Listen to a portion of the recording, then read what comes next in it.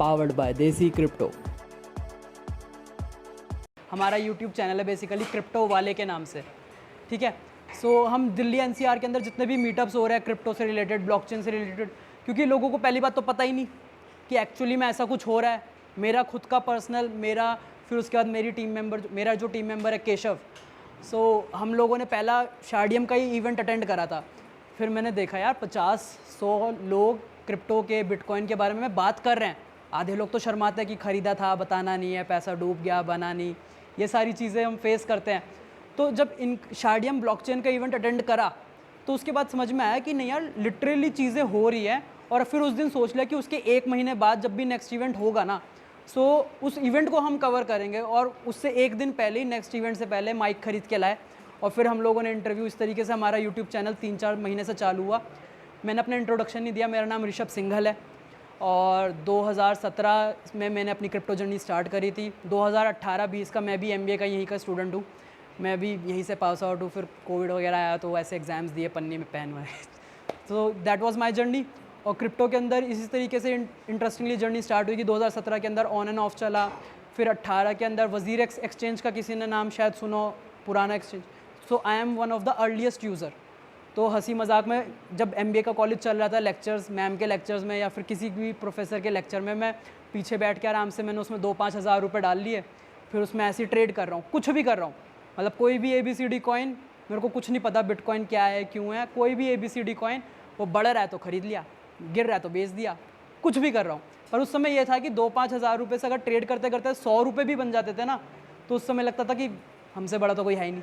बाकी लोग व्हाट्सएप पे बकवास कर रहे हैं या फिर इंस्टाग्राम स्क्रॉल कर रहे हैं, यहाँ पे हमने थोड़ी सा ट्रेडिंग कर ली। पर वो ट्रेडिंग करते करते एक्सपीरियंस इतना मिल गया, फिर चीज़ों को और डेप्थ में एनालिसिस करा और चीज़ों को समझा, तो वहाँ से मेरी ट्रेडिंग जर्नी स्टार्ट हुई। वज़ीरेक्स का काफ़ी सारा एयर ड्रॉप बेसिकली जैसे कैशबैक होता है ना, सो क्रिप्टो के अंदर एयर ड्रॉप होता है।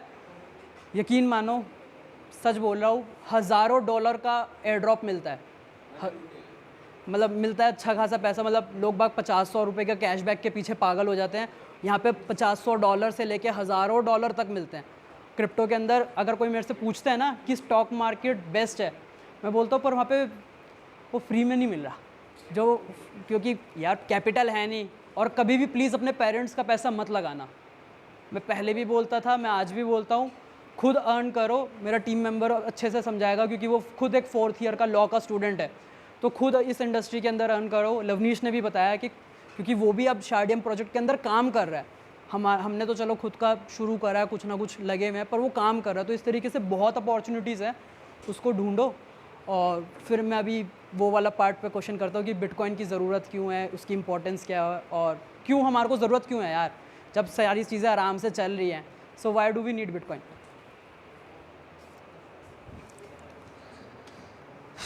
सो ये 50 रुपये का जो नोट है, ये तो हमारे को पता है, हमारी government of India, reserve bank of India ने, गवर्नर के इस पे साइन है, इस पे सारी चीज़ें लिखी हुई है, ठीक है। सो आप तुम ही पढ़ दो भाई, इस पे क्या लिखा है, ये बियरर वाली लाइन क्या लिखी है। I promise to pay the, अरे जोर से बोल, इनको सुनाई। promise to pay the bearer the sum of 50 rupees। सो इसके ऊपर जो स्टेटमेंट लिखी हुई है, इसके अंदर ये लिखा हुआ है, I promise to pay the bearer the sum of 50 rupees. इस लाइन का मतलब क्या है?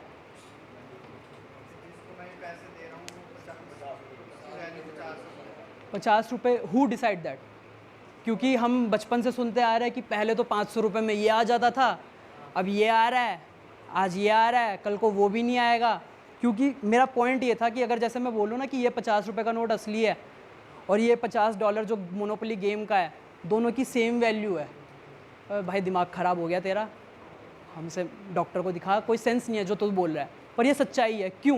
क्योंकि इसकी कोई वैल्यू नहीं है, पर इसकी वैल्यू क्या हुई, अगर मैं रिज़र्व बैंक ऑफ इंडिया के पास मतलब जाके मैं अपने HDFC बैंक में दूंगा या किसी बैंक में दूंगा तो ठीक है, पर जो मेन बैंक है, जो रिज़र्व बैंक ऑफ इंडिया, अगर मैं वहाँ पे ये 50 रुपये का नोट लेकर गया, सो इसकी एक्चुअल वैल्यू क्या है, इसके पीछे कुछ तो होना चाहिए। या सरकार का जब मन में आता है पैसा छाप देती है? कभी सोचा इस बारे में, कभी विचार करा, कभी नॉलेज है? ऐसे तो पैसे नहीं छापती कि जब मन करा, इन्फ्लेशन को या डिप्रेशन को देखते पैसे छापती है। पर फिर भी इस पैसे का कुछ तो होना चाहिए, कोई तो लिमिट होनी चाहिए, या फिर जब मन में आया ऐसा नहीं हो सकता, मतलब कुछ तो होगा, छापती है, पर कुछ बैक में रखना चाहिए या फिर ऐसी जितना गोल्ड होगा उसी हिसाब से मनी होता है ना। गोल्ड? गोल्ड बहुत, मेरे को बड़ी खुशी हुई। क्या नाम है आपका? गगन। तो गगन भाई ने बोला एटलीस्ट गोल्ड होना चाहिए। You said? कैश और गोल्ड जब इक्वल होती है तब मनी। सो बेसिकली अगर 50 रुपये मेरे पास आज हैं तो मैं सरकार के पास अगर 50 रुपये वापस दे रहा हूँ तो सरकार मुझे 50 रुपये का गोल्ड देगी, as you said. So what you said? I am saying that कि जो गोल्ड होता है आरबीआई के पास, ज़रूरी नहीं है कैश फ्लो के साथ गोल्ड भी होता है, तो वो गोल्ड को मेंटेन करने के लिए कि जितना गोल्ड उनके पास है उतना उन्हें कैश भी रखना होता है। Gold is the priority, as इसने भी कहा कि गोल्ड, क्योंकि गोल्ड एक ऐसा मेटल है जो अर्थ के ऊपर लिमिटेड सप्लाई है। तो ये वाली जो चीज़ है ना कि जितनी भी प्रिंटिंग होनी चाहिए, अब कहीं ना कहीं हमारे को ये लग रहा है कि हाँ, कुछ पहली बात तो कभी सोचा ही नहीं इस बारे में कि कागज़ है, कोई नहीं, ठीक है, पैसा है, सब लोग सर्कुलेट कर रहे हैं, हम भी विश्वास कर रहे हैं। फिर उसके बाद समझ में आ रहा है कि चलो एटलीस्ट बैकग्राउंड में गोल्ड होना चाहिए गवर्नमेंट के पास, तो पैसा छापे तो कुछ उसका सेंस भी बनता है। नहीं तो वही वाली बात, हम लाख रुपए महीने की सैलरी के लिए या 5 लाख रुपए महीने की सैलरी के लिए इतनी मेहनत कर रहे हैं, पर यहाँ पे अगर जब जैसे बात हो रही है कि पार्लियामेंट हाउस नया रिकन्स्ट्रक्ट होना, शायद आप लोगों ने सुना होगा, उसके अंदर कितनी इन्वेस्टमेंट होगी? 1000 करोड़, 5000 करोड़। ये 5000 करोड़ के पास सरकार के पास नहीं भी होंगे ना, वो छाप लेगी। पर यहाँ पे हमारे को अगर 5000 रुपये के लिए भी सोचना पड़ रहा है, नहीं लग रहा कुछ तो गलत। यहाँ पे थोड़े सोचना, 5000, चलो भाई छाप दो, अगले दिन छप जाएंगे, एक हफ्ते में छप जाएंगे, तो पैसे छप जाएंगे। अब बात आती है कि इसके अंदर बैक्ड क्या है, यहाँ से क्वेश्चन स्टार्ट होता है। अब इसके अंदर यही लिखा हुआ है किस तरीके से, अच्छा डॉलर हम लोग बोलते हैं, वर्ल्ड के अंदर कितनी कंट्रीज है इस समय? 200 प्लस है, किसी को कोई आइडिया कुछ है? 197, 209 प्लस है, क्योंकि वो कहीं ना कहीं डिस्प्यूट चलते रहता है, कभी कुछ होता रहता है। सो वर्ल्ड के अंदर 200 प्लस कंट्रीज़ हैं, हर कंट्री की अपनी करेंसी। इंडिया का इंडियन रुपी, श्रीलंका का श्रीलंकन रुपी, ठीक है, फिर पाकिस्तान का रुपया है, यूनाइटेड स्टेट्स का डॉलर है, डॉलर भी बहुत सारे हैं, ऑस्ट्रेलिया का, कनाडा का, सिंगापुर का, मल्टीपल एग्जांपल्स हैं। अब जब भी हम बात करते हैं तो जिस तरीके से बोला आपने ना कि गोल्ड होना चाहिए, डॉलर का भी सुना होगा कि डॉलर में भी कोई दिक्कत नहीं है, यूएस का डॉलर है वो कभी सोचा है कि यूएस का डॉलर क्यों क्यों ये किसने डिसाइड करा? वो क्वीन थी जो हमारे लेके वही है। नहीं नहीं नहीं नहीं,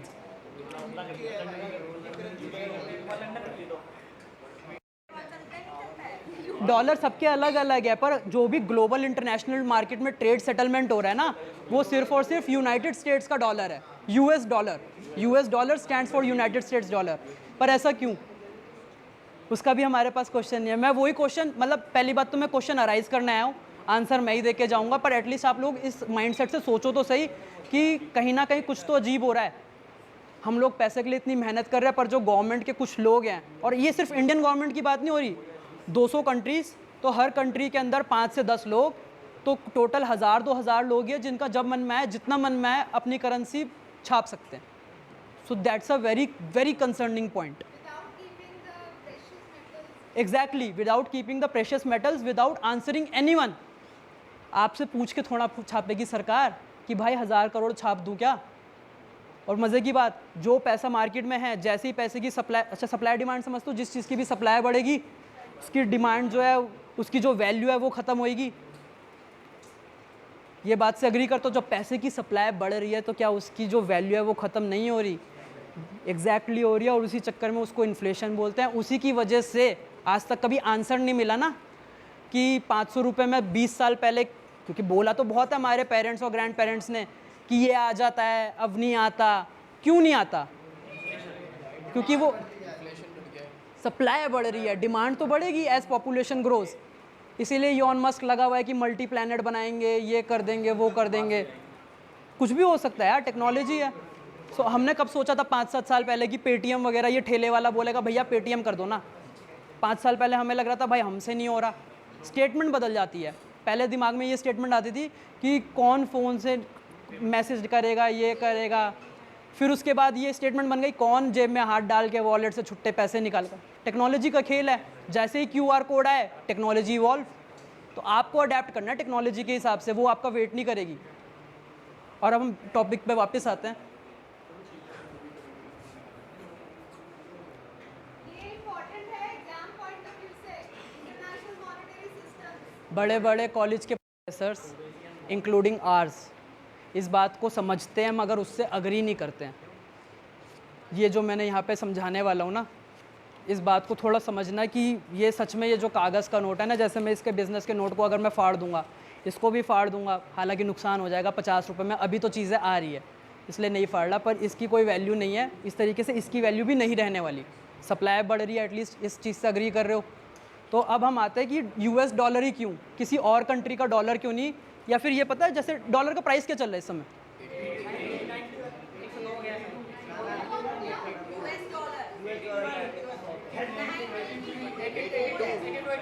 हम लोग 82 से 84 रुपीज़ के बीच में रखते हैं कि 82 से 84 है, ठीक है। इंडिया के अंदर हम लोग बेसिकली INR, रुपीज़ हमारी इंटरनेशनल करेंसी है जो हम ट्रेड कर रहे हैं नेशनली। सो हमारे को हमेशा जितनी भी बार क्रिप्टो बाय करनी पड़ेगी ना, उसके पार 6% प्रीमियम रहता है, 6-7% प्रीमियम रहता है। मैंने 2017 में जर्नी शुरू करी थी, उस समय 65 रुपीज़ के अराउंड डॉलर होता था, तो 70 रुपये का मैं ख़रीदता था। और बेचने का भी वही रेट है, 50 पैसे ऊपर नीचे का डिफरेंस रहता है, ठीक है। तो 82, 83, 84 रुपीज़ के अराउंड डॉलर चल रहा है, 90 रुपीज़ का क्रिप्टो के अंदर रहता है। कंट्रीज़ ऐसी भी हैं जैसे पाउंड हो गया, या फिर और कंट्रीज़ की करेंसी भी है जो इससे भी महंगी है, शायद जिसके लिए 100 रुपये भी देने पड़े। इनफैक्ट 200-250 रुपये वाली भी करेंसी है जिसके एक करेंसी के नोट के लिए हमारे को 200 या 250 रुपये देने पड़े, वो कुवैत, ठीक है। सो वहाँ कोई गूगल करके बताओ कुवैत या फिर मोस्ट एक्सपेंसिव करेंसी का नाम क्या है? मैम 102, 103 चल रहा है। सो अब सवाल मज़े का ये नहीं है कि US डॉलर तो 83 का है, पाउंड क्यों नहीं, या फिर कुवैत की शायद जो 250 रुपये का एक मैं बता रहा हूँ दिनार है या दिरहम है, दिनार। तो दिनार तो कितना प्राइस दिखा रहा है? 266। सो जस्ट इमेजिन, फिर भी US डॉलर ही क्यों चल रहा है?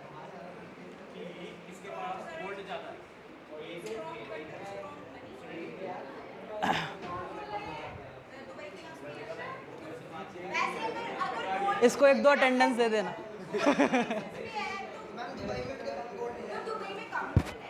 इसीलिए तो आया हूँ, मेरे को तो बहुत अच्छा लग रहा है कि आप लोग इंटरेक्ट कर रहे हो, वेरी सीरियसली आप लोग इंटरेक्ट कर रहे हो ना, तो बहुत अच्छा लग रहा है।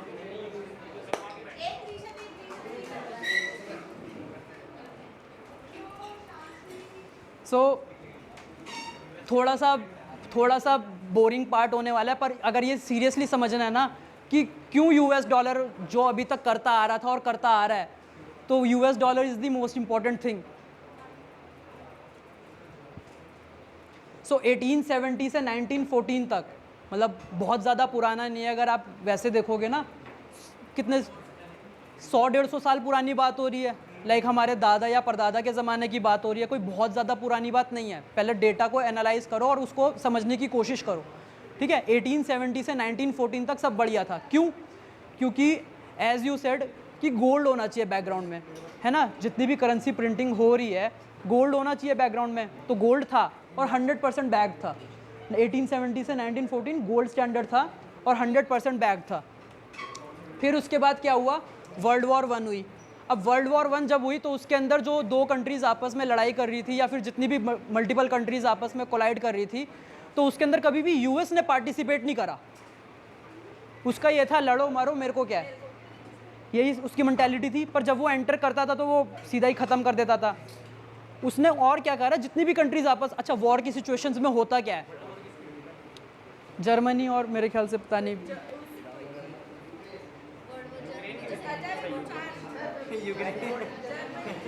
सब चलो टॉपिक पे वापस आते हैं, ठीक है।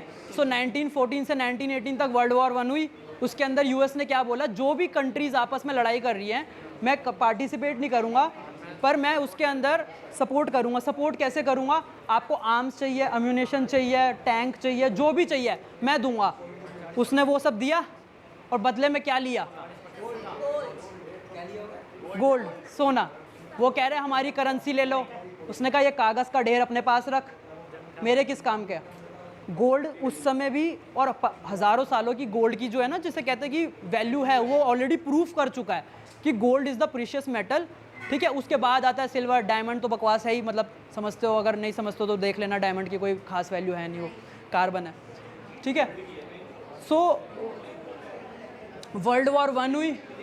वर्ल्ड वॉर 1 होते होते, ख़त्म होते होते, पूरे वर्ल्ड का जितना भी, मतलब वो तो बात की बात है, पर गोल्ड स्टैंडर्ड से कन्वर्ट हो गया गोल्ड एक्सचेंज स्टैंडर्ड। यहाँ पे हम बात कर रहे हैं सिर्फ यूएस की, और यूएस की ही क्यों कर रहे हैं, क्योंकि आप ही सब लोगों ने कहा कि भैया जो भी एक्सचेंज हो रहा है वो सिर्फ यूएस डॉलर में हो रहा है, कुवैती दिनार में नहीं हो रहा, 260 रुपये का एक है, पाउंड में नहीं हो रहा, पर यूएस में हो रहा है। तो देखते हैं ना कि पीछे इतिहास में जाके कि हुआ क्या है एक्चुअली में। तो जब हम इसके अंदर गए गोल्ड एक्सचेंज स्टैंडर्ड में, हमने देखा तो वर्ल्ड वॉर ख़त्म होते होते इन्होंने बोला पहले तो $1000 1000 गोल्ड। अब इन्होंने कह दिया कि गोल्ड इनके पास आ ही रहा है, वर्ल्ड वॉर 1 हो गई तो गोल्ड आया इनके पास काफ़ी सारी कंट्रीज से। इन्होंने कहा हमारे को कोई फ़र्क नहीं पड़ता, हमारे से कोई बकवास करेगा भी नहीं। जो डॉलर है अब वो $1000 का है, पर जो सोना हम रखेंगे वो सिर्फ $400 का रखेंगे। पहले तो 100% था, पर अब वो हो गया, ये रेशो देख लो। तो $400 का गोल्ड होते हुए तो $1000, मतलब वो 250% छाप रहे हैं।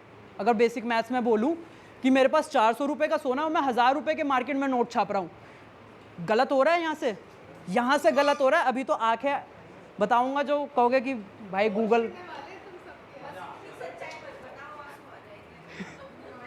अच्छा है, समय से आ जाए, नहीं तो बाद में आंसू लाने लायक बातें भी नहीं।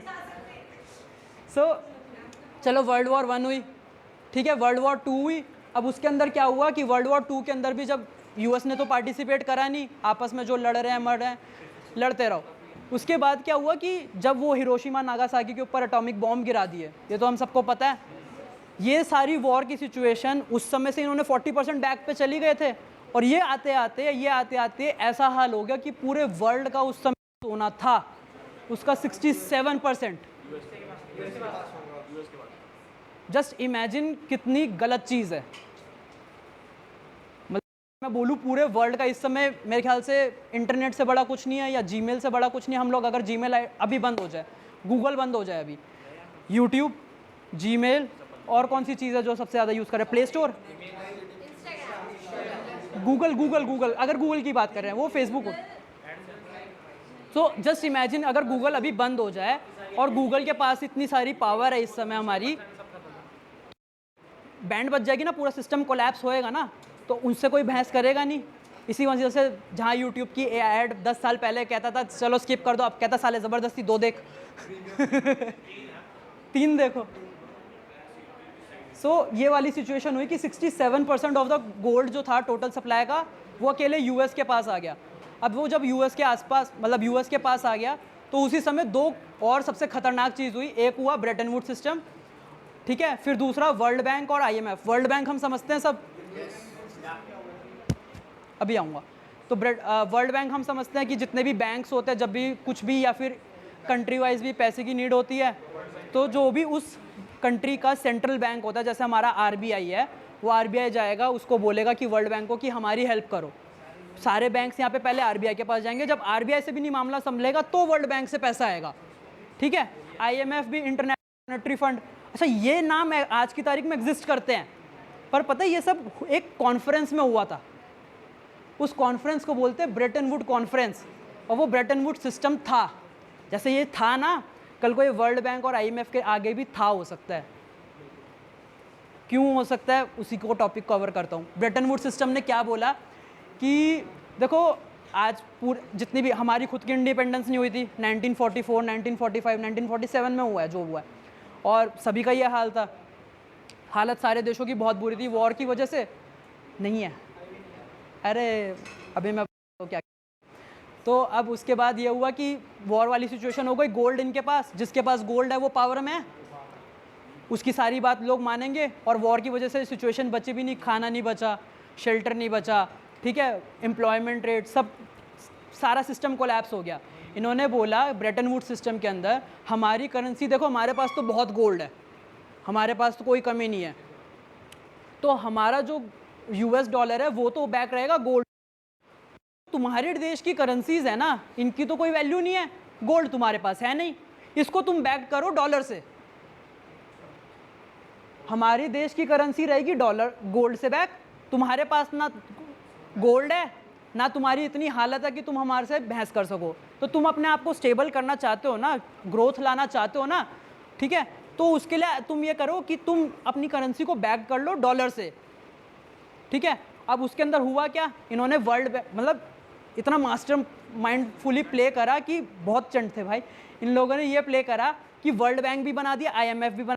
तुम IMF के मेंबर बन जाओ तो तुम्हारे को वर्ल्ड बैंक से जितना चाहिए लोन ले लो। मिलता नहीं है, गंगा नदी साफ कर लो, ये लो 1000 करोड़ एड बोलते हैं ना इसको, कि ये लो दान में दिया पैसा, 100 करोड़ ले लो जाओ नदी साफ कर लो, 1000 करोड़ ले लो जाओ अपनी नदी साफ कर लो, ये कर लो वो कर लो। क्यों? क्योंकि सालों ने पहले तो 100% बैक था, फिर 40% बैक्ड हो गया, फिर ऐसे करते करते इन्होंने वो जो 40% था ना वो कहीं लिख के रख लिया पर छापे जा रहे हैं, हिसाब है नहीं। पर वही वाली बात है, कब तक चलता है ये। 1960s के अंदर जो प्रेसिडेंट ऑफ फ्रांस गॉल इनका नाम था, इन्होंने भाई देख लिया कि ये तो मामला बहुत ख़राब है, ये जितना पैसा छाप रहे हैं उतना तो गोल्ड एग्जिस्ट ही नहीं कर सकता। फिर सारी कंट्रीज़ ने क्या करा कि ये लो तुम अपने पकड़ो डॉलर, हमारे को हमारा गोल्ड वापस दो। तो एक बंदे से वो ये ना, अब बात यहाँ पे बंदों की तो हो नहीं रही, यहाँ पे बात हो रही है कि कंट्रीज़ लेवल पे कि वो कितने अमाउंट ऑफ डॉलर देके कितना अमाउंट ऑफ गोल्ड लेंगे। जैसे जैसे धीरे धीरे मतलब यहाँ के अंदर देखो टाइम्स लाइन के अंदर कि जैसे जैसे 1945 से 1960 तक आया, तो जैसे प्रेसिडेंट ऑफ फ्रांस को ये चीज़ रियलाइज़ हुई, बाकी लोगों को भी हुई। जब वो चीज़ वहाँ से शुरू हुई ना, तो 1971 तक आते आते ब्रेटन वुड्स सिस्टम समझ में आ गया, जिसके अंदर ये था कि गोल्ड जो बैक है वो है डॉलर से, जो डॉलर बैक्ड है वो है गोल्ड से, और जो बाकी देश की करेंसी बैक्ड है वो है डॉलर से। ये वाला पॉइंट तो समझ में आ गया। क्योंकि हमारा पूरा फाइनेंशियल सिस्टम इस समय आज जिस स्थिति पे है, जिसे हम बोलते हैं ना डॉलर 80 रुपये का था, डॉलर 40 रुपये का था, आज 80 रुपये का हो गया 10 साल में। तो किस तरीके से ये चीज़ें वर्क कर रही है और कल को और किस तरीके से बुरी हो सकती हैं। डॉलर 100 रुपये का हो चुका होता आज, अगर जो भी ये हमारे जितने भी इंडियन डिप्लोमेट्स हैं वो इंटरनेशनल ट्रेड सेटलमेंट्स और ऐसी बहुत सी चीज़ें कर रहे हैं, नहीं तो बहुत बुरी हालत होनी थी। मतलब हम लकी हैं कि हम लोग इंडिया में हैं। मैं अब जितना मर्जी गवर्नमेंट को या सिस्टम को बोल लूँ बेकार है, पर हम लकी हैं हम इंडिया के अंदर हैं, क्योंकि जो हमारी इकॉनमी है ना वो इस लेवल से कोलैप्स नहीं हो रही जितनी बाहर हो रही है। और बाहर मतलब आप कहीं भी आंख उठा के देख लो। सो 1971 तक आते आते जैसे फ्रांस हो गया, फ्रांस ने पैसे कहा कि भैया ये लो डॉलर, गोल्ड दो। फ्रांस हो गया, ब्रिटेन हो गया, यूनाइटेड किंगडम, दुनिया भर की कंट्रीज़ ने कहा कि जो भी तुमने लोन में हमारा सारा लिया था ना, कि वो अपना तुम डॉलर वापस पकड़ो, हमारा गोल्ड दो। तो इनको रियलाइज़ हो गया कि भाई अब तो चोरी पकड़ी जाएगी, इतना तो सोना है ही नहीं जितना छाप दिया। 40% की बात हुई थी, हमने छाप दिया, हमारे ने 1% नहीं रखा, हम 100 गुना छाप चुके हैं। अभी इंडियन गवर्नमेंट का भी बताऊंगा, मेरे को खुद को नहीं पता था। हमारे फाइनेंस के सर, जिन्होंने, क्या नाम था सर का, अजय सर ने, आज इंडिया में 20 लाख करोड़ रुपए छपा हुआ है। 20 लाख करोड़ रुपए छपा हुआ है। हाँ, इंडिया का जो 500 2000 के नोट, सारे नोट करेंसी मिला के 20 लाख करोड़, शायद सिक्के उसमें काउंट भी नहीं है, 20 लाख करोड़। जियो की इन्वेस्टमेंट अगर मैं बता दूं तो वो कुछ 2.25 लाख करोड़ की थी, जिसमें 25,000 करोड़ की उसकी खुद की इन्वेस्टमेंट थी, 2 लाख करोड़ का लोन था। पहली बार ये मतलब याद रखना, अंबानी जितना ही अमीर हो, सारे बिजनेस लोन से ही बड़े होते हैं। वापस आते हैं, मैं ना टॉपिक से निकल जाऊंगा तो मुझे वापस ले आना। तो अजय सर ने यही तो मैं समझा रहा हूँ ना, अपना पैसा जो तुम लूज़ नहीं कर सकते, या फिर तो क्रिप्टो में नहीं लगा, वो कहाँ गया लवनीश भाई नीचे, तो वो क्रिप्टो के अंदर कंपनी के अंदर वहाँ से सैलरी विड्रॉ कर रहा है ना। यहाँ पे सैलरी विड्रॉ करो, यहाँ के बिजनेस और मोनेटाइज मतलब सिस्टम को समझो, सिस्टम बना। अभी भी कोई रूल्स रेगुलेशंस है नहीं इंटरनेशनल लेवल पे, नेशनल लेवल को तो छोड़ो, इंटरनेशनल लेवल पे नहीं है। So you could be the next one जो इसके अंदर रूल्स और रेगुलेशन सेटअप करेंगे, अभी तक नहीं है और इन लोगों को समझ भी नहीं आ रहा है वो कैसे करें।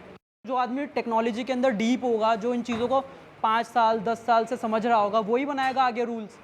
सो अभी इस इंडस्ट्री को इसलिए समझो। चलो टॉपिक पे वापस आते हैं कि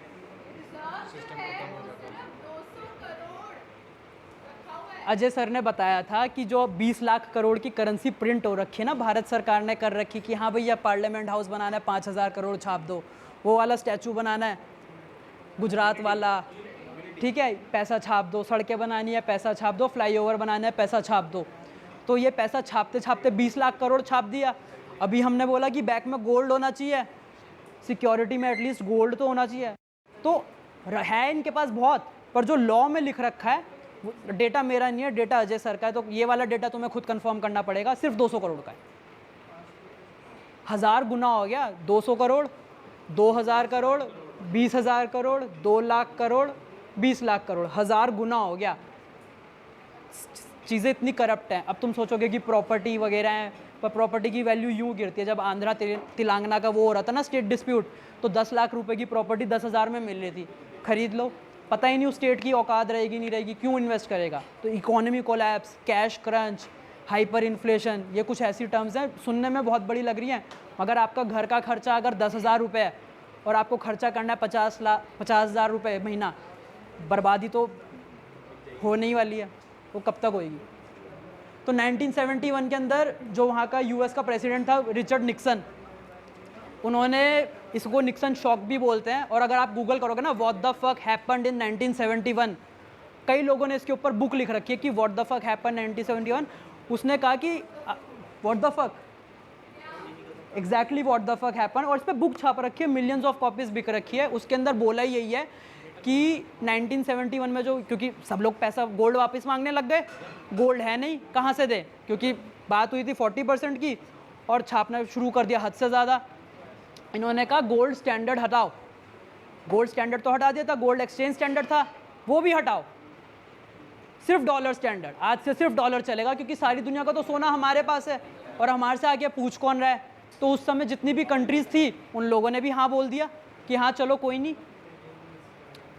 इस हालत में ही नहीं थे ना कि कैसे अपनी इकोनॉमी को सर्वाइव करेंगे।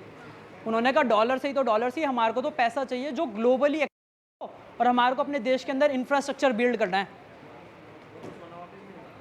सोना, अरे सोना हटाई 1971 के अंदर, ये देख रहे हैं ब्रेटन वुड्स सिस्टम के ऊपर क्रॉस लगा रखा है।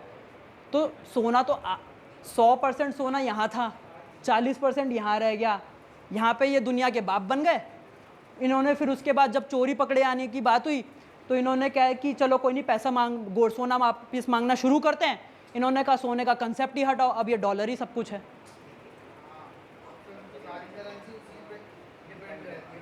अब ये पता चल गया कि डॉलर की, मैंने बोला था 50 रुपये की कोई औकात नहीं है और इस मोनोपोली के नोट की औकात नहीं, क्योंकि 50 रुपये के नोट के पीछे क्या है। हमने सोचा सोना है, अजय सर ने बताया कि सिर्फ 200 करोड़ का रिजर्व है, बाकी तो फिर होने को वो बहुत है, लाखों करोड़ का सोना है, पर वो मैंडेटरी नहीं है रखना। और जितना मर्जी पैसा छाप लो, तो सप्लाई बढ़ रही है, जो कि गलत है। सप्लाई बढ़ने की वजह से उसकी वैल्यू और उसकी डिमांड पे फ़र्क पड़ेगा ही पड़ेगा, उसकी इंपॉर्टेंस ख़त्म हो जाएगी यार। अगर गरीबी ख़त्म करने का ये मतलब तो नहीं है कि मैं सबकी सैलरी यहाँ पे 100 करोड़ हर महीना दे दूँ, क्योंकि फिर तो कोई काम करेगा ही नहीं, और जो काम जितने में हो रहा था उतने पैसे में भी नहीं करेगा, अब उसको पैसा भी उस हिसाब से चाहिए। इसका बहुत अच्छा एग्जांपल आगे वेनेजुला, हाइपर इन्फ्लेशन, उनकी करेंसी के नोट्स का दिखाऊंगा। सो ये समझ में आया कि यहाँ पे निक्सन शॉक में हुआ क्या, व्हाट द फक हैपन में एक्चुअली हुआ क्या, 1971 में हुआ क्या। उसने कहा छोड़ो सोने वोने को, छोड़ो, सारी दुनिया का सोना तो गोल्ड हमारे पास ही है, हमारे को तो बस ये डॉलर जो है ना, यही एक अब परम सत्य बना दिया उसने कि ये डॉलर लो, झूलते रहो। सो ये एक थोड़ा सा मतलब बेसिक क्रक्स है कि किस तरीके से पहले बार्टर सिस्टम होता था, फिर बार्टर सिस्टम के अंदर हम मतलब पढ़ा यार सबने कि वो आटा दाल कैसे एक्सचेंज करना मुश्किल था। फिर उसके बाद बीच में सी शेल्स वगैरह भी आए, लोगों ने अलग अलग चीज़ें करी, मतलब खुद बोरिंग सा टॉपिक है, मतलब समझते हो आप सब लोग। गोल्ड कॉइन हो गया, metal coin, paper money, plastic coin, crypto ज़रूरी नहीं है, अभी आ गई है, ठीक है, अभी बहुत टाइम है, लिटरली बहुत टाइम है।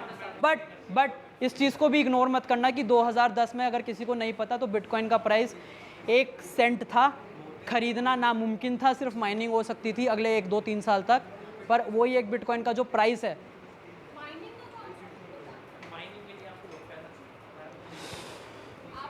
नहीं, मैं बताऊंगा। आगे करियो।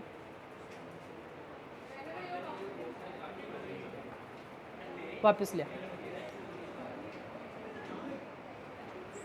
आगे लिया, चार्ट। माइनिंग बेसिकली क्या होती है? अगर हम गोल्ड, बिल्कुल बेसिक, बिल्कुल मतलब जिसे कहते हैं ना कि सड़क पे चलते हुए हमारे सिक्योरिटी गार्ड अंकल को भी अगर हमारे को समझाना पड़ जाए कि हमारे को माइनिंग क्या होती है, वो बोलेंगे, हिंदी में बोलते हैं कि खदान, क्या बोलेंगे, खुदाई। तो अगर हम बोलेंगे कि सोने की खान के अंदर माइनिंग हो रही है, तो वो बोल देंगे कि हाँ भैया, दुनिया भर की मशीनरी लगी है, दुनिया भर के लोग लगे हैं। चाचा, बाकी लोगों का भी तो सोचो। आ रहे हैं, धीरे धीरे आ रहे हैं, 1 मिनट। तो माइनिंग के अंदर बेसिक कंसेप्ट यही है कि हाँ, दुनिया भर के लोग लगे हुए हैं, दुनिया भर का इंफ्रास्ट्रक्चर लगा है, पैसा लगा है, और लोग माइनिंग कर रहे हैं। सोना अगर मार्केट में, सोना इस समय अर्थ पे, मार्केट को छोड़ो, सोना इस समय अर्थ पे अगर 1000 रुपये का है इस समय अवेलेबल, तो माइनिंग के बाद वो 1001 रुपये का हो जाएगा। तो माइनिंग होने उस चीज़ की सप्लाई बढ़ रही है। ये कंसेप्ट मतलब बेसिक्स है। क्रिप्टो के अंदर माइनिंग का क्या कंसेप्ट है कि दो तरीके की क्रिप्टो होती है। एक होती है कि जिसकी सप्लाई फिक्स कर दी कि आज से आने वाले इतने साल तक में, आज अगर मार्केट में 100 ये ABCD कॉइन है और आज से आने वाले 10 साल के अंदर ये 100 कॉइन से 10,000 कॉइन होंगे, तो वो भी धीरे धीरे जैसे सोने की, गोल्ड की माइनिंग हो रही है, वैसे ही क्रिप्टो की माइनिंग हो रही है। अब वो करेंगे कैसे? उसके बहुत सारे नए नए कंसेप्ट हैं। जो सबसे पुराना कंसेप्ट था वो बिटकॉइन, सबसे पुराना नहीं, सबसे पहला जिसने कोड लिखा, सतोशी नाकामोटो जिनको बोलते हैं, जिसकी कोई मतलब वो नहीं है, प्रेजेंस नहीं है, क्योंकि किसी को पता नहीं है कि वो एक नाम है या ऑर्गेनाइजेशन है। उन्होंने एक वाइट पेपर करके, जैसा बोलते हैं ना कि कंपनी का वो होता है, प्रोस्पेक्टस होता है, हर जो कंपनी स्टॉक मार्केट में लिस्टेड होती है उसका प्रोस्पेक्टस होता है कि वो क्या करेगी, है ना, वो बिजनेस करेगी, वो सर्विसेज देगी, कौन कौन सी कंट्रीज में ऑपरेट करेगी। तो क्रिप्टो के अंदर वाइट पेपर होता है। तो उस वाइट पेपर में उसने लिख दिया कि अगर कोई इंसान एक ट्रांजैक्शन करता है जिसमें, यार अगर मेरे को कोई चीज़ अपनी बगल वाली दुकान से ख़रीदनी है, तो उसके अंदर में ये थोड़ा है कि मैं पेटीएम को बताना ज़रूरी समझूँ, मैं बैंक को बताना ज़रूरी समझूँ। मेरे को 10 रुपये का सामान इससे ख़रीदना था, इसने 10 रुपये का मेरे को बेच दिया, तो इसमें हमारे को किसी थर्ड पार्टी की ज़रूरत थोड़ा है। बिटकॉइन का भी यही कंसेप्ट था। पीयर टू पीयर ट्रांजैक्शन का मतलब ही यही है कि मेरे को अगर ट्रांजैक्शन करनी है तेरे साथ, ठीक है, कि किसी भी ABCD XYZ रीज़न से, तो मैंने तेरे को ट्रांजैक्शन करी, तो वो जो ट्रांजैक्शन है ना, उसको किसी बैंक या किसी सेंट्रल अथॉरिटी या किसी सिस्टम की ज़रूरत नहीं है वेरीफाई करने के लिए। वो जो ट्रांजैक्शन है, वो सिस्टम उसे इतना मतलब इतना रोबस्ट हो जाएगा वो सिस्टम कि वो आपस में खुद को वेरीफाई कर ले। जो इस सिस्टम को वेरीफाई कर रहा है, जो ये सारा, जिसे बेसिकली डिसेंट्रलाइज्ड लेजर बोलते हैं। लेजर क्या होता है? बही खाता। हर जो चीज़ रिकॉर्ड हो रही है, ट्रांजैक्शन हो रही है, रजिस्टर भरे पड़े हैं स्टाफ रूम के अंदर, स्कूल में भी थे, जितनी भी चीज़ें हो रही है वो सारी निकल कर आ गई कंप्यूटर पे। अभी भी मेंटेन करते हैं पर वो कंप्यूटर पे आ गई। फिर वही वाली बात, कंप्यूटर सर्वर किसका? या तो गूगल का या फिर AWS, अमेजॉन वेब सर्विसेज। अगर ये दोनों बंद होते हैं और सारी चीज़ें, वही वाली बात है ना, अभी मैं फ़ोन पे खड़े होकर 4 बार पूमा पूमा पूमा बोल दूँ, जूता आ जाएगा। यही हो रहा है, सारा डेटा जा रहा है। तो डिसेंट्रलाइज का मतलब ही यही है कि data is the new gold. तो अपने डेटा को संभाल के रखना, मतलब मेरे को अच्छे से याद है कि मैंने बोला भाई डेटा आया तो ले लेगा, क्या हो गया, मेरे डेटा में क्या रखा है। मेरी खुद की जब Gmail ID कॉम्प्रोमाइज़ हुई और मेरे एक्सचेंज से फ़ंड निकले ना, मेरी फट गई। और 1 महीना जो मेरी ज़िंदगी ख़राब रही, उठ के देखना पैसा है कि नहीं, पैसा है कि नहीं। गलतियाँ मेरी थी क्योंकि मैंने कुछ ऐसी चीज़ें अपनी Gmail पे रखी थी जो नहीं रखनी चाहिए थी। कैसी चीज़ क्या? जैसे हमारे जो यूज़र नेम या पासवर्ड होता है, अब जैसे भाई ने मेटामास्क वॉलेट बनाया, तो ये जो मेटामास्क वॉलेट का ये जो 16 डिजिट का सीड फ्रेज़ था, सो यही बहुत इंपॉर्टेंट है। इसको लोग बाग लिख मतलब बोल कर पागल हो गए कि इनको कागज़ पेंसिल पे लिखो और इनको सेफ रखो, ठीक है। इसको अगर तुम स्क्रीनशॉट ले रहे हो, नहीं पता, मेरे को नहीं पता था कि कल को मेरा पोर्टफोलियो जो मैं 10-20 हज़ार रुपये से शुरू कर रहा हूँ वो हज़ारों डॉलर में जाएगा, ठीक है। अरे यार, इतना मेरे को पता होता तो मैं और अच्छे से प्रोटेक्शन के ऊपर जो होते हैं ना, हैकिंग से ऊपर, मैं उसके ऊपर बनाता। मेरे को खुद को नहीं पता, पर मेरे को ये पता है कि जब वो हो गया ना, दूध का छरा छाछ भी फूक फूक कर पीता है, तो वो वाला सीन था कि हाँ, मैंने वो गलतियाँ फिर उससे बहुत सीखा। आज की तारीख में कोई भी मेरे पास आता तो मैं उसको यही समझाता हूँ कि किस तरीके से अपनी जो जीमेल आईडी जो ऑलरेडी एग्जिस्ट करती है उसको छोड़कर नई एक जीमेल आईडी बनाओ, फिर उससे ये सारी चीज़ें करो। सो माइनिंग का कंसेप्ट समझ में आया कि क्रिप्टो के अंदर माइनिंग कैसे हो रही है। लोग बाग अपना जो बिटकॉइन के अंदर बेसिकली माइनिंग कर रहे हैं ना, आज की तारीख में वो प्रॉफिटेबल बिल्कुल भी नहीं है। ठीक है, आपको माइनिंग के अंदर जितनी भी चीज़ें होती है उसको ग्राफिक कार्ड और बड़ी हैवी माइनिंग करनी पड़ती है, तो ये सारी चीज़ें होती है। तो यूट्यूब पे सर्च करोगे मिल जाएगा, प्रॉफिटेबल नहीं है, इस वजह से उस चीज़ को बिल्कुल लगा रहे हैं। नॉलेज नहीं है, नॉलेज का खेल है। जिसके पास नॉलेज है, जिसके पास 100 करोड़ रुपए है और जिसके पास 1 करोड़ रुपए है, जिसने वो 1 करोड़ रुपए अलग स्किल से कमाया और 100 करोड़ रुपए वाला बोलेगा कि मैं भी स्किल से पैसा कमाऊंगा, वो 100 करोड़ का वापस 1 करोड़ पे भी आ सकता है, क्योंकि उसके पास वो नॉलेज और स्किल नहीं है। तो जिसके पास पैसा है उसका ये मतलब नहीं है कि उसके पास हर इंडस्ट्री की स्किल हो। तो लोग बाग यही सोच, प्रोजेक्ट्स रन कर रहे हैं, वो सोच रहे हैं लोग बाग। अब मैं तो बीटेक वाले बच्चों का इंटरव्यू ले रहा हूँ, फर्स्ट सेकंड ईयर के 18-19 साल के बच्चे, तो वो कंपनीज़ का क्रेज़ है, कंपनीज़ को भी आज की तारीख में इसके अंदर घुसना है, ब्लॉकचेन के अंदर, समझ है नहीं। तो इस चीज़ को आराम से समझो, यूट्यूब और गूगल के ऊपर हर चीज़ अवेलेबल है। जैसे हमारे को कोई भी अगर ऐप डाउनलोड करनी है, इंस्टॉल करनी है, हम सोचते थोड़ा, हम इंस्टॉल कर लेते, देखते समझ आती है, ठीक है, नहीं आई अनइंस्टॉल। तो इस तरीके से हिट एंड ट्रायल है ना, चीज़ों को देखो, समझो, ऑपरेट करो। सॉरी, ठीक है। सो अब यहाँ पे मैं अपना सेशन कवर कर रहा हूँ, रैप अप कर रहा हूँ। इसके अंदर बस मैं ये समझाने की कोशिश कर रहा था, भाई ऐसे बोलता रहूँगा तो पैसे लेते इसके नहीं, लिटरली मैं अपने क्लाइंट से पोर्टफोलियो मैनेजमेंट के $100-200 2-3 घंटे के सेशन के चार्ज करता हूँ, जिसके अंदर उसको पैसा देना है नहीं देना है वो उसकी अपनी मर्ज़ी है। सो ये तो ये है कि यहाँ से कॉलेज से पास आउट हुआ है, तो यहाँ पे एटलीस्ट कुछ तो लोगों को समझाएं जो चीज़ हमारे को समझ में आई।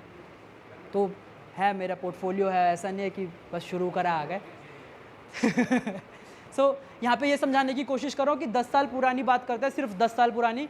इसमें यहाँ पे जो हर एक कैंडल है ना, यहाँ पे जो ये हर एक कैंडल है, ये मैंने अभी मंथ सेलेक्ट कर रखा है, तो हर एक कैंडल यहाँ पे एक मंथ डिनोट कर रही है। तो उस कैंडल को देख के आप ये समझो कि यहाँ पे 10 साल के अंदर जो $1 40 रुपए का हुआ करता था, आज वो 80 का हो गया। तो हमारा कहीं ना कहीं, अगर हम अपने पेरेंट्स को ये बात बोल देते कि अपना सारा पैसा डॉलर में रखो, बाहर की करेंसी में रखो या फिर बाहर के रियल एस्टेट में रखो, तो आज हमारी नेटवर्थ डबल होती। इस बात से तो अग्री करते हो कि जो $40 का था वो आज 80 का है, तो सारी हमारी नेटवर्थ, चलो आज कर लो। नहीं, अगर हम सोचे भी कि हमारे को आज करनी है, गवर्नमेंट के अकॉर्डिंग आप $10,000 से ज़्यादा होल्ड नहीं कर सकते। तो अगर हम ये सोच के बैठे हैं ना कि गवर्नमेंट हमारे भले के लिए, भाई वहाँ पे भी लोग बैठे हैं। अगर सारी दुनिया डॉलर के अंदर, सारी इंडिया की जितनी भी गवर्नमेंट है वो डॉलर ही होल्ड करने लग जाएगी, प्राइस तो शूट अप कर जाएगा, वो 83 का 100 क्या 200 भी हो जाएगा। इस डॉलर स्ट्रॉन्ग होने के साथ साथ हमारी जो करेंसी तो वीकन हो रही है, तो हमारे को अपनी करेंसी को वीक थोड़ा होने देना है। हम तो चाहेंगे जो 83 रुपीज़ का आज $1 है, साला कल को $83 का ₹1 हो जाए। वो होना बहुत मुश्किल है। Change the slide. सो इसी तरीके से अभी श्रीलंका कोई देखता है अच्छा कंटेंट, मतलब कि ध्रुव राठी या फिर फिनोवेशन या फिर इस तारीख, तो काफ़ी सारे इस टाइप के जो लोग हैं जो इस टाइप का कंटेंट बना रहे हैं कि बेसिकली हो क्या रहा है वर्ल्ड के अंदर, फिर नेशनल लेवल पे, इंटरनेशनल लेवल पे जो सीरियस कंटेंट बना रहे हैं। तो श्रीलंका वाली अगर वीडियो देखी होगी किस तरीके से श्रीलंका में हुआ क्या एग्जैक्टली किसी को पता है? तो बेसिकली जैसे बोलते हैं ना, एक फैमिली के 2 मेंबर अगर किसी भी जगह पे होंगे तो वो काम कम करेंगे और बकवास ज़्यादा होगी। तो एक फैमिली के 7, जैसे प्रेसिडेंट हो गया, प्राइम मिनिस्टर हो गया, चीफ मिनिस्टर हो गया, फाइनेंस मिनिस्टर हो गया, हेल्थ मिनिस्टर हो गया, मिलिट्री का जो हाईएस्ट रैंकिंग पोजीशन हो गई। एक टाइम पे 7 जने थे फैमिली के, ताऊ चाचा के थे, गॉड नोस, पर थे वो थे, सालों ने सच में देश बेच खाया। श्रीलंका के साथ एक्चुअली में ये हुआ जो मुझे समझ में आया। प्लीज़ करेक्ट मी अगर कल को वीडियो देख के आपको कुछ और समझ में आता है, पर मुझे तो यही समझ में आया। So that's why there economy collapse, like जो भी अभी पीछे हुआ था अभी रिकवर कर रही है। 6 महीने जब तो ये रिकवर हुए। कोलैप्स इन द सेंस कि जो आज आपके पास 100 रुपये हैं, आज आप 100 रुपये से 1 लीटर दूध 2 लीटर दूध खरीद के ला रहे हो, आज आपको घर से अगर आप कल सुबह उठे आपने 100 रुपये लेके गए पर उसमें 2 लीटर दूध नहीं आएगा, तो उसमें सिर्फ आधा लीटर दूध आएगा। इसे बोलते हैं इकोनॉमी कोलैप्स। और ये यूँ होता है अनलेस एंड अनटिल आपने बिजनेसेस नहीं बना रखे, इन्वेस्टमेंट्स नहीं कर रखी, सिर्फ कंट्री लेवल पे नहीं, कंट्री की ऐसी चीज़ें जो आउट परफॉर्म करे। बोलते हैं ना कि कुछ भी हो तो गोल्ड खरीद लो, सोचा है कभी क्यों? तो क्यों, कुछ तो होगा। बहुत सारी ऐसी चीज़ें हैं जिसके बारे में आएंगे, उस टॉपिक को कवर करेंगे। इसी तरीके से ये एग्जांपल्स है, जैसे ईरान की करेंसी हो गई, फिर उसके बाद जो नेक्स्ट करेंसी हो गई टर्किश की हो गई। टर्की की आइसक्रीम वो देखा ना, वो घूमते रहते हैं, वो लो लो ले लो तो भाई वो बर्बाद हैं, वो इसीलिए यहाँ से वहाँ भटक रहे हैं, वो लोग बर्बाद हैं। अगर उसका ये परसेंटेज में मैं देखूँ ना, सो बेसिकली आज से सिर्फ 10 साल पहले अगर वहाँ के जो 100 रुपये थे, अब वो जैसे मैं बोलूँ ना 40 रुपये का डॉलर 80 रुपये का हो गया, तो वहाँ पे जो डॉलर था 8 रुपये का, उनके लिए 8 से 80 रुपये का हुआ है। जस्ट इमेजिन कि हमारे लिए तो 40 रुपये का डॉलर 80 रुपये का हो गया, तो ये हमारे को इतना दुख दे रहा है। उनके लिए जो डॉलर था 8 रुपये का था, वो 80 रुपये का हो गया 10 साल में। 10x पैसा बढ़ा नहीं, कम हुआ है। सो ये चीज़ें हो रही है। फिर ये एक कंट्री है सूरिनामीज, इसका नाम मैंने खुद नहीं सुना था, कल पीपीटी बनाते हुए देखा है। अच्छा मज़े की दीजिए, अरे पीछे पीछे ये बताओ,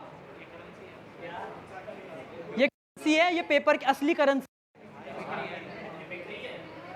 ये उसको खरीदोगे तो खुद से जेब से पैसा चला जाएगा, आएगा कुछ भी नहीं। सोचो किसी ने मेहनत करके अगर ये डेकोरेशन का पीस बनाया तो उसके लिए ये रद्द नहीं हो, बिल्कुल पता है। कंट्री का नाम है वेनेजुला।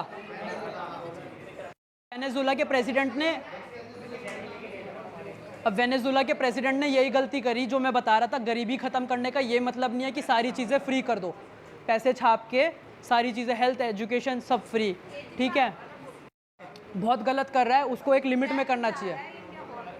नहीं अभी भी जो नहीं जो डेट है ना, वो अभी भी दिल्ली का बहुत कम है कंपैरेटिवली महाराष्ट्र का डेट देखना, राजस्थान का देखना, दिल्ली का क्योंकि सेंट्रल वो भी है, सेंट्रल गवर्नमेंट भी है, स्टेट गवर्नमेंट भी है, तो पैसे की गलत है। This is the example. और अगर इंसान पैसे देगा तो इसी के लिए अगर जैसे नहीं टू अडेप्ट द सिस्टम, जैसे पुराने ज़माने में लकड़ी के शिप, फिर लकड़ी से लोहे के शिप आए, लोहे के शिप से मिसाइल्स आए, फिर उसके बाद ये आ गया कि हम टेक्नोलॉजी से उसको लॉक कर सकते हैं और फिर सारी चीज़ें कर सकते हैं। तो इसी तरीके से पहले ज़माने में कूलर थे, आज के ज़माने में एसी है। सो यू हैव टू, मतलब बेसिकली मैं तो कहूँगा कि अगर मतलब बहुत ही वे ऑफ मतलब बैड लैंग्वेज हो, पर अगर आप लोग एसी अफोर्ड नहीं कर सकते सारे टाइम, गरीब हो, ये फैक्ट है। अगर हम एसी 18 घंटे नहीं चला सकते, हम पहले 18 घंटे कूलर तो शौक से चला रहे थे ना, कभी हमारे पेरेंट्स ने बोला कूलर बंद करने के लिए? फिर तो और दिक्कत की बात है। नहीं पर यही है इनोवेशन, यही है मेरे भाई, सबको हिट नहीं करता। जिसके बिजनेसेस रन कर रहे हैं ना, ठीक है, मतलब हम यकीन मानो, हम डिमोनेटाइजेशन जो हुआ ना, वो हमारे अच्छे के लिए हुआ था, क्योंकि कोविड तो सबने देख लिया था, पर डिमोनेटाइजेशन हमारे हुआ, वो एक रियलिटी चेक था कि टेक्नोलॉजी अडेप्ट जिसने भी नहीं, जिस अंकल ने उस समय पेटीएम नहीं चलाया, कोविड के बाद तो चलाया।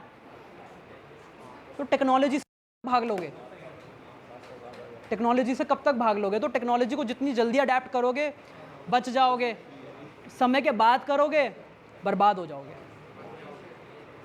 सो ये वेनेजुला का चार्ट है, मतलब ये था, इस समय इसका प्राइस ये चल रहा है। अच्छा यहाँ की कंट्री की हालत की जो प्राइस है ना, वो मतलब फ्लक्चुएशन रेट इतना बुरा है कि यहाँ की करेंसी कोई खरीद बेच कर ही नहीं रहा। जैसा तुमने देखा, ये 5 साल पुरानी इमेजेस हैं, ये कल की नहीं है जो वो नोट वाली थी। तो यहाँ की इतनी ज़्यादा फ्लक्चुएशन है कि वो तो कागज़ के नोट हो गए, यूँ सड़कों पे पड़े हैं, कुत्ता नहीं पूछ रहा उन्हें। एक INR लिखा हुआ है 30,700 बोलीवर्स, वहाँ की करेंसी बोलीवर है, वेनेजुला बोलीवर। सो वहाँ पे सिर्फ US डॉलर ही चल रहा है।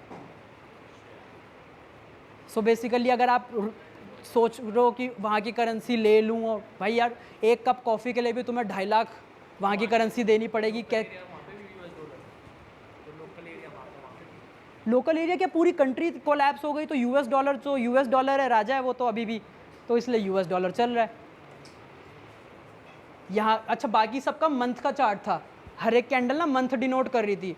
मैंने सोचा आप लोगों के लिए मैं डेटा कलेक्ट कर रहा हूँ, ये कल परसों ही बैठ के बनाई है। यहाँ पर टाइम दिख नहीं रहा, नहीं तो टाइम और डेट, टाइम शो हो रहा है, डेट भी दिख रही है 13/5 लिखी हुई है। ये परसों ही बैठ के बनाई है, परसों और कल बैठ के बनाई है, इनफैक्ट कल रात को 1-2 बजे भी बैठ के कुछ चीज़ें बनाई हैं। तो उसके अंदर ये डेली का चार्ट है, मतलब कहाँ तो 1 महीना और कहाँ डेली, उसका चार्ट देखो, मेरे को खुद को समझ नहीं आ रहा। और जो रिसेंट इकोनॉमी कोलैप्स हुई है जिम्बाब्वे, नेक्स्ट में दिखेगा इन्फ्लेशन रेट, जिम्बाब्वे के अंदर भी रिसेंटली कुछ हुआ है, नहीं पता तो देखो गूगल करो। मैंने सोचा कि मैं जिम्बाब्वे का चार्ट ले आऊँ, है ही नहीं मिला, ढूंढ और भेज, व्हाट्सएप पे आ गए ना कॉन्टैक्ट डिटेल्स, भेज। क्यों मैं बोल रहा हूँ, क्योंकि सरकार, क्योंकि जो गवर्नमेंट है भाई उसने रिसेशन की जो डेफिनेशन थी, आज से 1 साल पहले रिसेशन आ रहा है, बहुत हल्ला उल्ला हो गया था। वाइट हाउस की वेबसाइट पे जाके फेडरल रिजर्व, जैसे इंडिया का आरबीआई है वैसे यूएस का फेडरल रिजर्व है, उसने वाइट हाउस की वेबसाइट पे जाकर रिसेशन की डेफिनेशन बदल दी। स्क्रीनशॉट्स पढ़े हैं जिसने ले रखा है, और ऐसी वेबसाइट्स भी हैं जो archive.org करके वेबसाइट्स भी हैं, जो कौन सी वेबसाइट 10 साल पहले कैसी दिखती थी, उसके अंदर क्या होता था, क्या डेटा था, सब दिखाता है वहाँ पे, आप खुद जाके चेक भी कर सकते हो। तो जिम्बाब्वे का हमारे को मिला ही नहीं। सो इसी के साथ अपना सेशन में ख़त्म करता हूँ। इस QR कोड को प्लीज़ स्कैन कर लो, और स्कैन करने के बाद या फ़ोटो खींच लो, और अगर किसी को भी, क्योंकि इसके बाद नेक्स्ट पेज दिखाया ये आ जाएगा, आप मेरे को डायरेक्टली व्हाट्सएप भी कर सकते हो, ट्विटर, यूट्यूब, टेलीग्राम, किसी भी हैंडल से। सो बैक कर दो वापस। अब क्वेश्चंस। बिटकॉइन से सारे इंटरलिंक क्यों है? क्योंकि बिटकॉइन ना वो सबसे पहली क्रिप्टो करेंसी आई मार्केट में, सबसे पहली क्रिप्टो थी। वो किसी को, जैसे आज की तारीख में जितनी भी क्रिप्टो है वो ऐसा होता है कि हाँ भैया उसको कोई ना कोई आदमी उसके पीछे लगा, कोई ऑर्गेनाइजेशन क्रिप्टो के पीछे लगी है। क्रिप्टो और कुछ नहीं है, ये समझो कि जैसे शेयर मार्केट का स्टॉक होता है ना, रिलायंस का शेयर है, रिलायंस कंपनी है, तो उसी तरीके का से रिलायंस का स्टॉक है, उसका टिकर है RIL। तो इसी तरीके से बिटकॉइन कोई कंपनी नहीं है, सिर्फ बिटकॉइन कोई कंपनी नहीं है, क्योंकि उसको 1 लाख नहीं 1 करोड़ लोग माइनिंग कर रहे हैं बिटकॉइन की आज की तारीख में। जैसे कि हमारी इंडियन गवर्नमेंट भी अपना e-rupee लॉन्च कर रही है, डिजिटल करेंसी से अलग, क्रिप्टो करेंसी से अलग है या सेम है? कौन सा?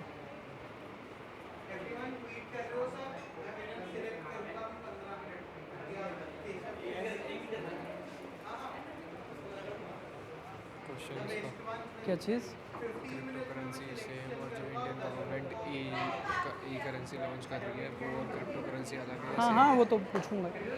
और अब भाई, अब क्या क्वेश्चन था दोबारा?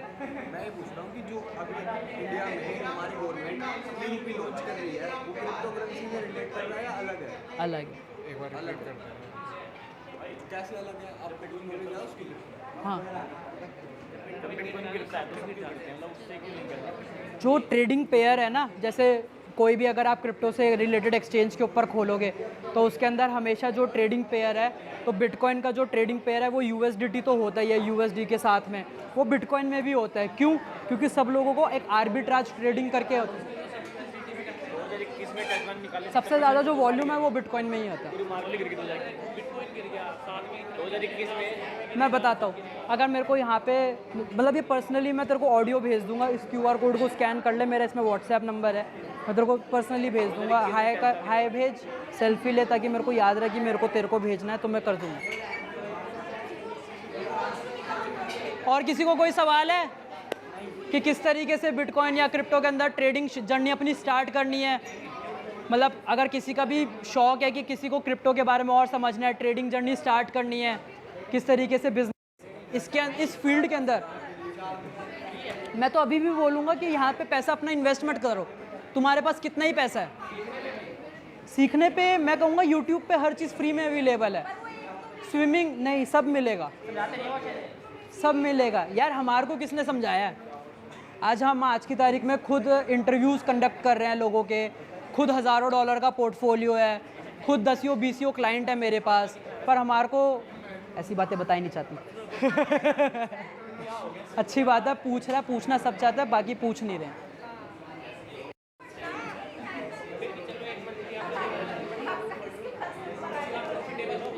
हाँ, मेरा पैसा 100x कर चुका हूँ मैं।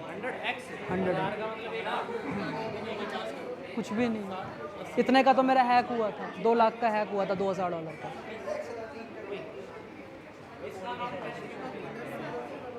अब नाम विशाल भाई ने पूछा है ई रूपी के बारे में कि ई रूपी सरकार ला रही है, किसी को कुछ नॉलेज है कि गवर्नमेंट काम कर रही है, सेंट्रल CBDCs बोलते हैं इसको, ई रूपी।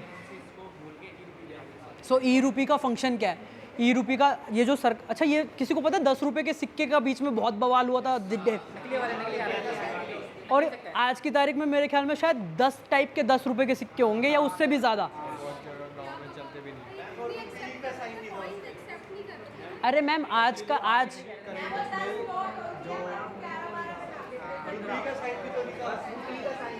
पर आज की जो गवर्नमेंट की स्टेटमेंट है, correct me if I am wrong, जो मैंने रिसेंटली पढ़ा था वो ये था कि करेंसी प्रिंट करने की गवर्नमेंट को कॉस्ट आती है 1 रुपये की, जो करेंसी 1 रुपये का जो कॉइन है उसको प्रिंट करने की कॉस्ट 1 रुपये से ज़्यादा है। पता थी ये बात, पर फैक्ट है। तो इसी तरीके से 2 रुपये का कॉइन, 5 रुपये का कॉइन, 10 रुपये का कॉइन, जितने भी मतलब नोट्स की अगर हम बात ना करें, 20 रुपये का कॉइन अभी तक आया हुआ है, ठीक है। सो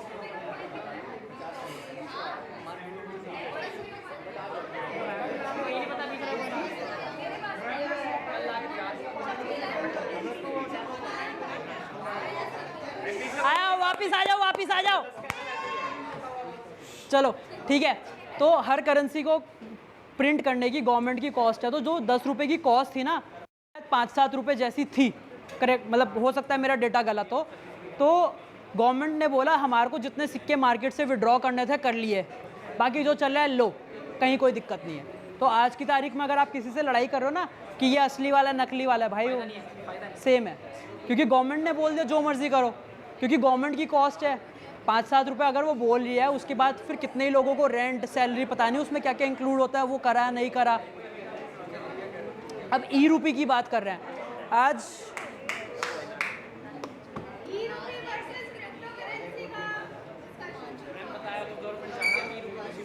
क्यों? क्रिप्टो और ई रूपी का कोई वो नहीं है लिंक, नहीं, क्रिप्टो और ई रूपी का अलग है। बेसिकली दिक्कत पता है क्या है? अगर मेरे पास जनकपुरी में यहाँ पे इस समय 10,000 करोड़ रुपए इस कमरे में है, जनकपुरी में यहाँ पे मैंने इस मेरी कॉलेज में या फिर कहीं पे भी मैंने 10,000 करोड़ रुपए कैश रख रखा है, ठीक है। अब मेरे को वो पैसा यहाँ जनकपुरी से उठाकर मेरे को भेजना है मुंबई में, महाराष्ट्र में भेजना है, मुझे सलमान घर के आसपास का ही भेजना है, ABCD, शाहरुख खान, अपनी मर्जी का एक्टर ले लो, ठीक है। अब वो पैसा यहाँ से कैसे जाएगा, उसकी कितनी कॉस्ट आएगी? जस्ट इमेजिन, टैंक, मतलब टैंक तो नहीं, टेम्पो होगा, ट्रक होगा, या फिर फ़्लाइट से भेजूँगा, उसके साथ में कितने सारे सिक्योरिटी, आर्म्स एंड एम्यूनिशन। तो गाइस, रुकावट के लिए खेद है, मगर इसके बाद जो ऑडियो आप सुनने वाले हैं उसके अंदर हमारे माइक की बैटरी हो गई है लो। सो अगर आप वीडियो यहाँ तक देख ही रहे हैं तो आई होप आप लोगों को मज़ा आ रहा होगा। वीडियो को प्लीज़ लाइक कर देना और आगे कंटिन्यू करते हैं वीडियो। ठीक है, तो पैसा मूव करना इज अ कॉस्ट, इसी वजह से बिटकॉइन आया, क्योंकि गोल्ड लेके थोड़ा सा गुम था, तो इसी वजह से गवर्नमेंट को ये चीज़ समझ में आ गई। पर मेरी दुकान कितनी अच्छी चल रही है, मैं अपनी दुकान में जो 5 आदमी काम करते हैं चाहते हैं, उनको बहुत अच्छा होगा। तो मैं कभी भी ये नहीं चाह पाऊँगा कि मेरी दुकान में आगे अपनी दुकान खोली। बेसिकली बिटकॉइन जो है ना, सारी जो पावर है गवर्नमेंट की वो ले रहा है। 2016-17 के अंदर यूएस ने कोशिश करी थी कि किस तरीके से क्रिप्टो को बैन कर दें, क्योंकि मैंने जो रिसेंटली अभी जो इवेंट हुआ था आज से हफ्ते 2 हफ्ते पहले, तो वहाँ पे मैंने इंटरव्यू में ये डिस्कवर करा, जो बात है ना, बाहर अमेजोन देखा, अंदर इंडिया का फ्लिपकार्ट बनाया, फिर वहाँ पे देखा कि किस तरीके से ऊबर है तो ओला बनाया। 2015-16 के अंदर इस तरीके से अक्षय करके ब्लॉकचेन इंडिया के वो CEO हैं, उनका काम भी यही है। उन्होंने 2015-16 में 1 लाख 2 लाख डॉलर की सैलरी थी यूएस में, तो वहाँ से वो वापस आए, उन्होंने देखा कि भाई यूएस के अंदर तो बहुत सारी ऐसी कंपनीज हैं जो क्रिप्टो से रिलेटेड बहुत कुछ कर रही हैं। कंपनीज, एक इंडिविजुअल आदमी की बात नहीं हो रही, कंपनीज कर रही हैं, इंडिया में नहीं हो रहा। तो वो इंडिया में है और आपको इंडिया के अंदर कंपनीज रन कर रहे हैं, प्रोजेक्ट फॉरवर्ड कर रहे हैं, इन्वेस्टमेंट कर रहे हैं, उनको गाइड कर रहे हैं। इस लेवल की चीज़ ऑलरेडी हो रही है। दिक्कत ये है कि बस पता नहीं 6 महीने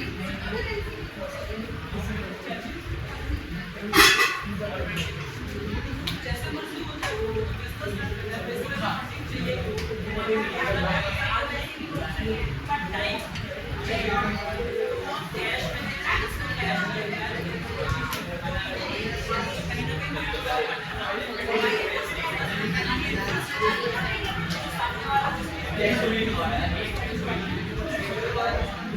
और किसी का कोई डाउट है इसके बाद मेरा जो टीम मेंबर है केशव, वो आपको सिर्फ ये सीधा डायरेक्ट ये बताएगा कि कैसे स्टार्ट करें।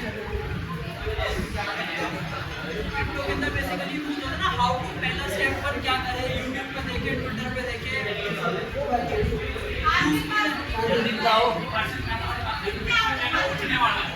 ऐसी बातें बताएंगे। Thank you guys, thank you so much.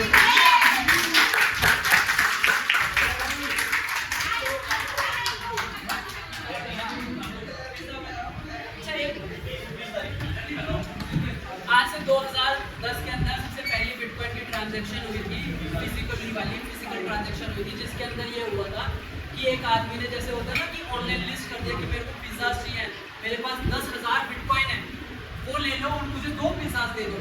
तो वो 18 मई 19 मई 2010 में उसने पोस्ट करा, 1 दिन हो गया, 2 दिन हो गया, पर 22 मई को पापा जॉन्स, उसको ये लिखा है, तो पापा जॉन्स ने, एक 19 साल का लड़का काम करता था, उसने एक्सेप्ट कर लिया और फिर उसको 2 पिज़्ज़ा दे दिए। और मीडिया इतनी हराम जाती है, हर साल अभी 22 में ही आ रहा है, ठीक है, तो वो हर बार उसके घर पहुंच जाती है और बताइए पिज़्ज़ा कैसा लगा, वो भी कहता अच्छा नहीं। अब मजे की बात ये है कि हमारे को कभी भी ये नहीं पता क्या वो मार्केट के अंदर अभी भी इंटरेस्टेड है, क्योंकि जिस आदमी के पास उस टाइम में 10,000 बिटकॉइन थे, अभी भी कुछ तो होंगे और हर साल आगे लोग उसको इतना कवर कर रहे हैं, कुछ ना कुछ तो क्रिप्टो में कर ही रहा होगा, नहीं कर रहा होगा।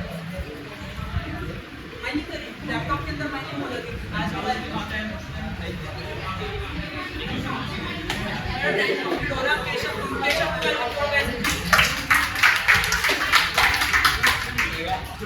Powered by Desi Crypto.